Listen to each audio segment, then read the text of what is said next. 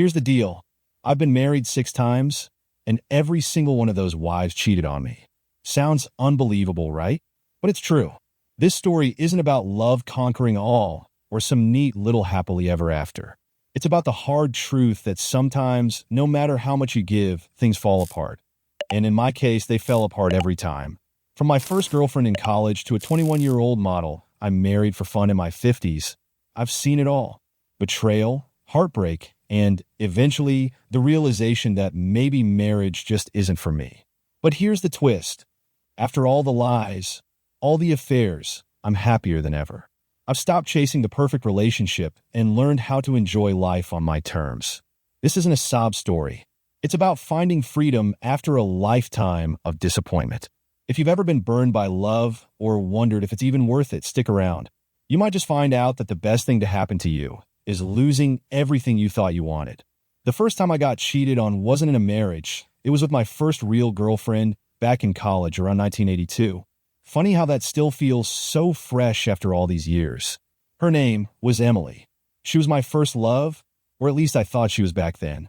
When you're that age, everything feels so intense, like it's going to last forever. We met in one of those giant lecture halls during a sociology class. She had this long dark hair, and her laugh could fill the whole room. I was hooked from day one. She had that kind of presence where you couldn't help but notice her. I used to make up excuses to walk past her after class, just hoping for a chance to say something. Eventually I did. We started talking after class one day. I don't remember what I said. Probably something stupid, but she laughed, and that was enough. Before I knew it, we were hanging out all the time. The campus library, late-night diners, going to see movies, typical college couple stuff. I was head over heels, doing everything I could to make her happy. Flowers, surprise visits, helping her with assignments, whatever I could think of. It felt like I was living in one of those romance movies they always show on TV. But things started to change after about a year. It was subtle at first. Emily would cancel plans last minute, or she'd be too busy with some new study group. I didn't think much of it at first. College is stressful, right? Everyone's got a lot on their plate. But then she started getting distant. She'd pull away when we hung out, act like her mind was somewhere else. I had this gut feeling, like something wasn't right. I'd catch her making excuses, saying she had to stay late on campus or meet up with friends I'd never heard of before. It was a weird time because back then you couldn't just check where someone was. No cell phones, no texting. If someone wanted to disappear for a while, they just did. And Emily seemed to be disappearing more and more. The night I found out was one of those moments you never forget, even if you try. It was a Friday, and Emily told me she was heading to a friend's house for a study session. So they had a big group project due, so I didn't think much of it. I had plans to meet up with a few buddies at this local bar near campus, so I went about my night. After a few drinks, I decided to take a walk. Maybe it was the beer talking, but I felt uneasy. Instead of going straight home, I took a detour near the neighborhood where Emily's supposed study session was happening. It was late, and the streets were quiet, almost eerie. That's when I saw her. Emily was standing outside some guy's apartment, laughing with him, leaning in close. Then they kissed. It wasn't just a casual kiss either. It was like I didn't even exist. I felt like I'd been punched in the gut. I just stood there, frozen, watching it all unfold from across the street. I don't know how long I was there, but eventually I just walked away. The next day, I asked her about her study session, just to see if she'd lied to my face. And sure enough, she did. Told me it went late. They got a lot of work done. That was all I needed to hear. I told her what I saw, and for a second, she didn't even try to deny it. She just stared at me, like she'd been caught in the headlights. Then came the tears, the apologies, the whole "it didn't mean anything" speech. But it meant something to me. I broke it off right then and there. Didn't let her explain, didn't stick around to hear any more excuses. I couldn't. I just walked out of her dorm, went back to mine, and that was it. That was my first taste of betrayal. I was 19, and it hit me harder than I realized. It's funny. When you're that young, you think you'll bounce back quickly. But something about that moment, that feeling of being lied to, it stayed with me. It planted this little seed of doubt that I carried with me for years. Maybe that's where it all started. The curse, because from then on, it was like I couldn't escape it. Every time I fell in love, I'd end up in the same place, wondering why I wasn't enough. But Emily, she was the first crack in what I thought love was supposed to be. My second relationship was different.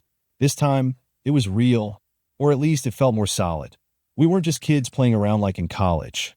Her name was Laura. I met her when I was 22, not long after I graduated.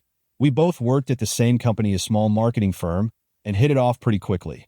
She was smart, driven, and had this way of making you feel like you were the only person in the room when she talked to you. Things moved fast between us.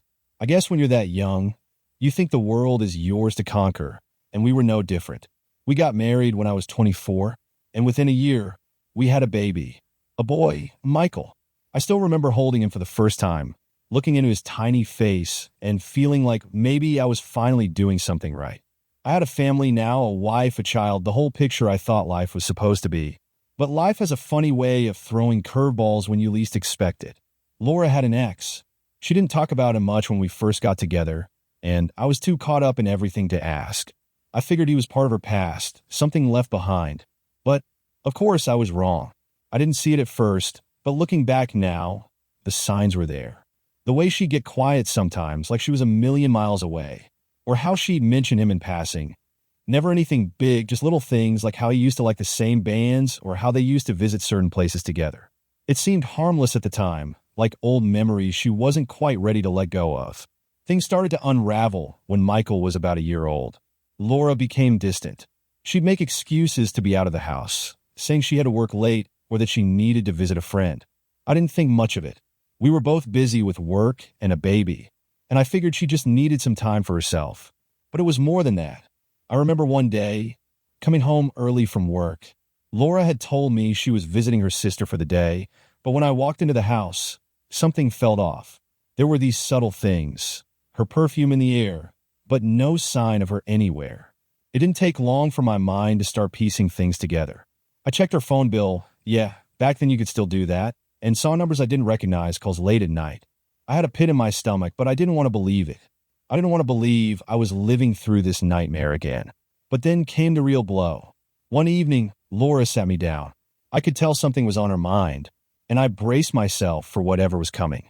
She started talking about how she hadn't been happy, how she felt like things between us had changed. Then she dropped the bomb. She'd been seeing her ex, Paul. Apparently, they'd been back in contact for months. She told me she never stopped loving him, that their connection was still there, even after all these years. I don't remember much of what I said. The room was spinning, and all I could think was, not again. I asked her if she was going to leave, if she was going back to him. She didn't even hesitate. She said yes, just like that. Said she wanted to make it work with Paul, that they had something unfinished. And then, the part that really broke me, she was taking Michael with her. I was 26 when I signed the divorce papers. We didn't even make it 3 years. Laura packed her things, took our son, and left to start her new life with Paul. I fought for custody, but in the end, she got primary custody, and I saw Michael on weekends and holidays. I was a part-time dad, watching my son grow up in someone else's home, with another man around. That one stung the most, I think. It wasn't just that she cheated, it was that she took away my family. She took away my son. I was left standing in the wreckage, wondering how I'd failed, wondering why I wasn't enough again. I started to think maybe it was a curse, 2 relationships, 2 betrayals. It was like no matter how much I gave, it was never enough to make someone stay. By the time I turned 26, I was already picking up the pieces of a broken marriage, feeling like I'd lost more than just a wife. I'd lost my chance at a real family. And that's a feeling that sticks with you, even 30 years later. After the divorce with Laura, I wasn't exactly in the best headspace. I was 27, trying to figure out how to move on, and then I met Sarah. She was 41 at the time, and to this day, I'm still not entirely sure how we ended up together. I guess life has a way of surprising you, especially when you're not looking for anything. And trust me, I wasn't. It was one of those nights where a buddy of mine dragged me out, said I needed to get back in the game or something like that. We ended up at this club. Yeah, one of those clubs. I wasn't really into the whole scene, but there I was sitting at a table, nursing a drink when Sarah walked in. She wasn't like the others. Sure, she was a stripper, but she had this confidence, this presence that made her stand out. Even though she was older than me, hell, she was older than most of the guys there. She carried herself in a way that made you forget about the age difference. She was beautiful, with long blonde hair and these piercing blue eyes that seemed to lock on you the second she walked in a room. It was hard not to notice her. I don't know how it happened, But by the end of the night, we were talking. And talking led to more talking, and then, well, you know how it goes. One thing led to another, and before I knew it, we were seeing each other regularly. At first, I didn't think it was going to go anywhere serious. I mean, she was 14 years older than me, working as a stripper, and I was still trying to figure out how to co-parent with my ex-wife. But Sarah had this way of making everything feel easy. She was fun, adventurous, and despite everything, there was this vulnerable side to her that I hadn't seen in anyone else. She told me she wanted to leave the club life behind, that she was ready to settle down and do something different. So, when she said she'd quit her job if we got serious, I believed her. It sounded crazy, but I was 27, just off a divorce, and probably desperate to believe in something again. After about a year of dating, we got married. It wasn't a big wedding or anything, just a courthouse thing, quick and simple. We moved in together, and for a brief moment, I thought maybe I'd found something stable. But things didn't stay that way for long.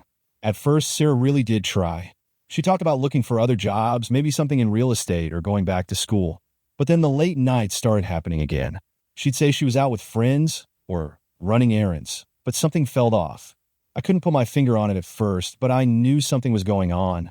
The funny thing about trust is, once you've been burned, you start noticing all the little things. The way she avoided certain questions, or how she'd come home with that familiar perfume that wasn't hers. Turns out, she hadn't exactly left her old life behind. She was still seeing some of her old clients, keeping in touch with them under the radar.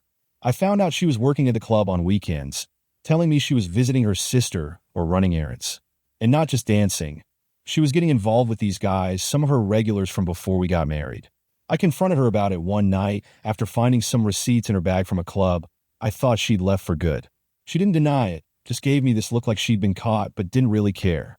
That hurt more than anything. She told me she was just trying to make extra money, and that it didn't mean anything. But that wasn't the point. She promised me things would be different. She promised me she was ready to move on from that life. But she wasn't.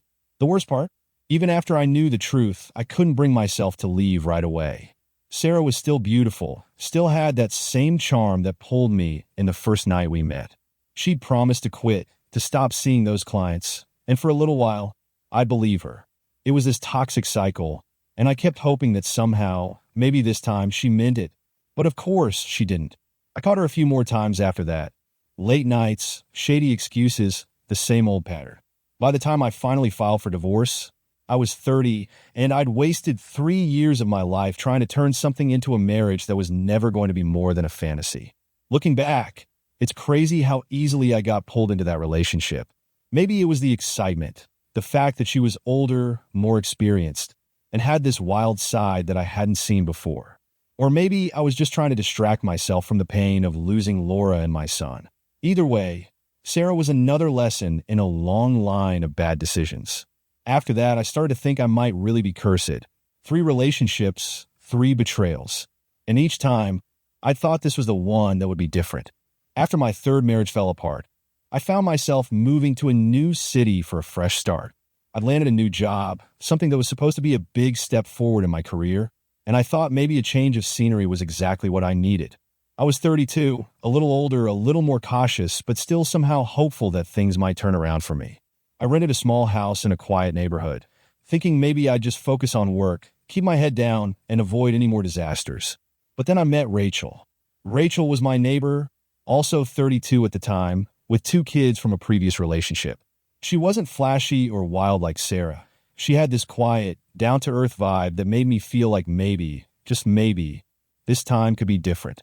We started talking over the fence between our yards, just small stuff at first about the neighborhood, work life. It was easy, natural. Her kids, a boy and a girl, were around 7 and 9, I think. They seemed like good kids, and Rachel was always running around, juggling work and being a single mom. I admired that. Before I knew it, we were dating. It wasn't as intense or whirlwind as my last marriages, which felt like a good thing at the time. I thought maybe this slower, more stable pace was what I needed. I wasn't looking for excitement. I was looking for something real, something I could count on. Rachel seemed like she wanted the same. After about a year, we got married. It felt like the right move. Hell, it felt like a grown-up move. But marriage with Rachel turned out to be something else entirely. I don't know when things started to go wrong exactly, but looking back, The cracks were there from the start. Rachel had this way of keeping things separate. She'd talk about her ex, the kid's father, but never in much detail. I figured that part of her life was behind her, that she was done with the drama. But it turned out there was a lot more going on than I realized. Rachel didn't just have one ex in the picture. She had a few other men floating around, old flames, friends she'd reconnect with, just guys from work she'd have drinks with after hours. At first, I brushed it off. Maybe I'd become numb to jealousy by that point, or maybe I was just tired of being paranoid. But things started to feel off. Rachel would come home late, making excuses about where she'd been. There were whispers from the neighbors, too, things I didn't want to believe. They'd say she had men over when I wasn't home, or that she was seen out at bars with guys I didn't know. I tried to ignore it, tried to tell myself I was being paranoid, that I couldn't keep letting my past experiences screw up my present. But eventually, the truth hit me in the face. I don't know how many men she was seeing behind my back, but it was more than one. That much I knew for sure. I caught wind of her sneaking around with guys from her work, even an old high school boyfriend who had popped back in her life. She wasn't even subtle about it. But the thing that really drove me over the edge wasn't just the cheating, it was the way she started treating me. Like I was some kind of babysitter. She'd leave her kids with me for days, sometimes whole weekends, while she went out with friends or on mysterious work trips. Her kids were a handful, and while I tried to step up and be a good stepdad, it wasn't easy. They resented me for not being their real dad, and Rachel did nothing to help. In fact, she seemed to like having me around to take care of them, so she could do whatever the hell she wanted. I remember one night after she'd come home late again, I tried to talk to her about it. I told her I couldn't keep pretending like nothing was wrong, that I knew what she was doing, and it was killing me. She didn't even try to deny it. She just laughed like it was all some big joke and said, "You knew what you were getting into." That was the moment I realized I had nothing left to hold on to. She didn't respect me, didn't respect our marriage. Hell, she didn't even respect her own kids enough to stick around and be their mom. She left everything on me, her lies, her kids, her mess. I tried to stick it out for a while, thinking maybe I could make it work. I didn't want to be the guy who bailed on his fourth marriage. But the truth was I couldn't do it anymore. I wasn't just angry, I was exhausted. I was taking care of kids that weren't mine, covering for a wife who didn't care whether I stayed or left. I knew I deserved better, even if it took me way too long to admit it. So I filed for divorce. By that time, I was 35, and I felt like I'd lived a whole lifetime of mistakes. I walked away from Rachel and from her kids, which was harder than I thought it would be. But what choice did I have? Staying would have destroyed me. From marriages down, and by then I was starting to think maybe I really was cursed. After all the failed marriages, I never thought I'd find anything close to a forever relationship. But when I met Hannah, everything changed. She gave me something I hadn't had in years, hope. Hope that maybe I wasn't cursed, that maybe I could finally have the kind of life I'd always imagined. I was 37 when we met. By that point, I'd been through the ringer, 3 marriages, a lot of heartbreak, and a mountain of self-doubt. But Hannah was different from anyone I'd ever been with. She was 10 years younger than me, 27 when we got married, and she had this quiet grace about her. She wasn't wild like Sarah or complicated like Rachel. She was calm, patient, and absolutely beautiful. The kind of beauty that turns heads, but she never acted like she knew it. That was part of what drew me to her. She wasn't flashy or attention-seeking. She was steady, warm, and just kind. Hannah and I built a life together that I thought was solid. After a few rocky relationships, this felt like the one that was finally on stable ground. My income had finally hit a sweet spot. I wasn't rolling in luxury, but I didn't have to stress about bills anymore. We bought a nice house, had 2 beautiful kids. First a girl, then a boy. Everything seemed to fall into place, like all those years of bad luck were finally behind me. For nearly 2 decades, it felt like I had the perfect life. Hannah was the kind of wife you could rely on. She was an incredible mother to our kids. Always calm under pressure. Never the type to raise her voice or make a scene. She supported me in my career, and I did the same for her. We were a team, building something real, something I thought would last. I'd look around at what we had. A happy home, 2 kids who were thriving, and financial security, and I'd think, maybe I've finally beaten the curse. The years flew by. We raised our kids, took vacations, settled into the kind of routine that felt comforting. We had friends, we had family around, and for the first time in my life, I wasn't constantly looking over my shoulder, waiting for the other shoe to drop. But, as always, the cracks were there, hidden beneath the surface. It was around the time I turned 54 when things started to change. Hannah had started working again after taking some time off to raise the kids. She got a job in marketing and she was good at it. I was proud of her for getting back into the workforce, for balancing her career and our family.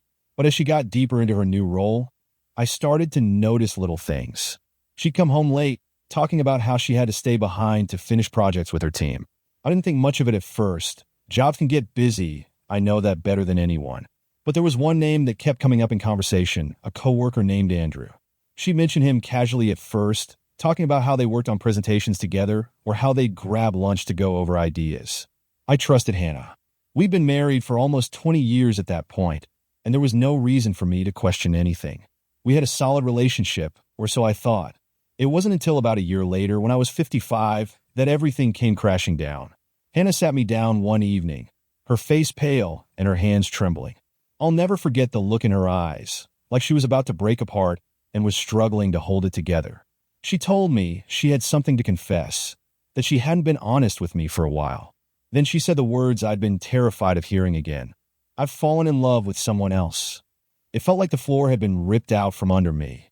She told me she'd been seeing Andrew for a few months, that they'd started off as friends, but it grew into something more. She said she didn't mean for it to happen, that she never planned to hurt me, but that didn't change the fact that she had. I asked her why.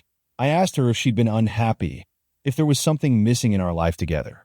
But she couldn't give me a straight answer. She just kept saying that she hadn't expected to feel this way, that she didn't know how it happened, but that she couldn't deny it anymore. She was in love with him. The hardest part wasn't just the betrayal. It was the realization that this marriage, the one I'd believed in the most, was ending just like the others. I'd spent 18 years thinking I'd finally escaped the cycle, that I'd built something strong enough to last. We had 2 kids together. We'd built a life, a home, a future. And in the span of one conversation, it all came crashing down. I filed for divorce not long after that. Hannah tried to make it work for the kids' sake, but I couldn't stay in a marriage where I knew her heart wasn't with me anymore. The trust was shattered, and once that's gone, there's no getting it back. By the time the papers were signed, I was 55, and I'd spent nearly half my life with her. It was the longest relationship I'd ever had, the one that had given me the brightest hopes. And just like the others, it ended with betrayal. Looking back, I can't help but think that maybe it really is a curse. 5 marriages, 5 betrayals. Every time, I thought I was doing things right, that I'd finally figured it out. But here I was again alone, wondering what I'd done wrong. After my 5th marriage fell apart, you'd think I'd have given up on the idea of relationships altogether. And for a while I did. But then came my 6th and, honestly, final mistake, a marriage that was nothing more than a wild fling that somehow spiraled into something serious. By this point, I was 56, feeling like life had pretty much thrown everything it could at me, so I figured, why not just have a little fun? That's when I met Jessica. She was 21, a model, young, beautiful, and way out of my league in every possible way. It wasn't like we had much in common, but we had this strange connection, if you could even call it that. For her, I think it was about the stability, the money, the lifestyle I could offer her. For me, well, I'd be lying if I didn't say it was about the thrill. I'd been through so much heartbreak and disappointment by then that when someone like Jessica came along, it felt like an escape. She was vibrant, full of energy, and let's be honest, I wasn't blind to the fact that she made me feel young again, at least for a while. Our relationship was mostly built on surface-level stuff. We'd go out to fancy dinners, she'd parade me around at events, and I'd indulge in the idea that maybe I still had some of that spark left in me. It wasn't love, not like it had been with my previous wives. This was something else, something I knew from the start wasn't going to last. But in the moment, I didn't care. I was 56, she was 21, and life felt like a wild ride again. We ended up getting married, which looking back was a ridiculous decision. But she pushed for it, and honestly, I think part of me just wanted to see if I could make it work one more time. We had a small, flashy wedding, all glitz and glamour, the kind of thing she wanted. And for a little while, things were fine. We didn't argue much, probably because we didn't have enough of a real connection to even have meaningful arguments. But, of course, it wasn't going to last. I should have seen it coming from a mile away, but I guess part of me was still hoping I could somehow beat the odds. Jessica was a model, and she was constantly chasing new contracts, new opportunities. I knew that her career was important to her, and I supported that.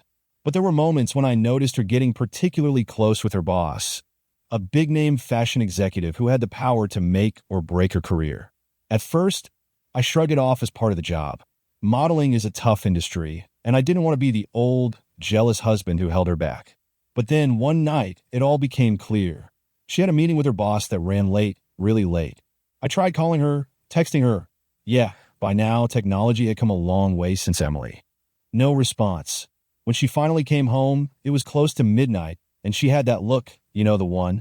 That guilty, trying not to be guilty look. I didn't want to jump to conclusions, but something in me just knew. A few days later, I got my confirmation. I overheard her talking on the phone in the next room, and it wasn't hard to figure out what was going on. She was laughing, talking about how things were moving forward with her boss and how it'll be worth it when she lands her next big contract. She wasn't just flirting for a promotion.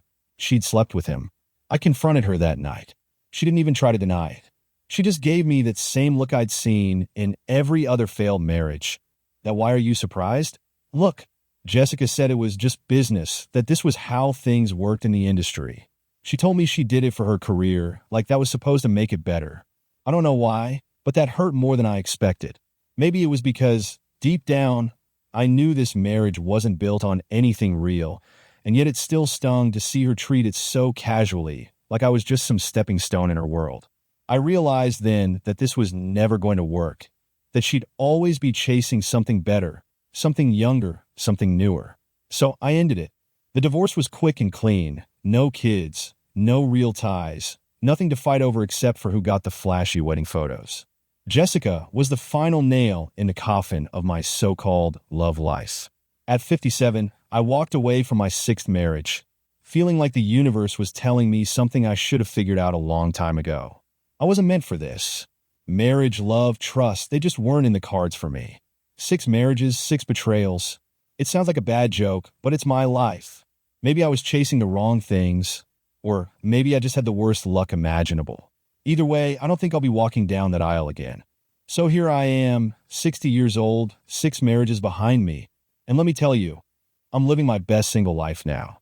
You'd think after all the betrayals, heartbreaks, and failed attempts at love, I'd be bitter or miserable. But the truth is, I'm finally happy. Like really happy. And it's not because I found some magical new relationship or the one. I realized that I am enough. After my last divorce, something clicked. Marriage, relationships, they weren't for me. And that's okay. I spent years chasing the idea of what a perfect life was supposed to look like. The wife, the kids, the house, the steady routine. And while I had some good moments, the truth is I kept forcing myself into a mold that just wasn't for me. Now, I'm dating, having fun, and not tied down to anything or anyone. I've learned to enjoy the moment without expectations. I go out when I want, meet interesting women, spend nights where the only commitment is enjoying each other's company. No strings, no stress. And guess what? It works for me. I'm not looking for forever anymore. I'm just living in the now. And it's freeing. No more walking on eggshells, wondering if this one will cheat or if this marriage will be the one that finally lasts. I've let go of that idea altogether. I get to wake up each day and do whatever I want without worrying about trying to be something I'm not. For anyone out there who's been cheated on, betrayed, or just feels like love has failed them, don't despair. I get it. I've been through it again and again, thinking that maybe the next one would be different, only to end up heartbroken and questioning everything. But here's the thing. Happiness doesn't have to come wrapped in a relationship. Sometimes the best thing you can do is step back and realize that being alone isn't the same as being lonely. After everything, I've found that my happiest moments aren't tied to someone else. They're tied to me.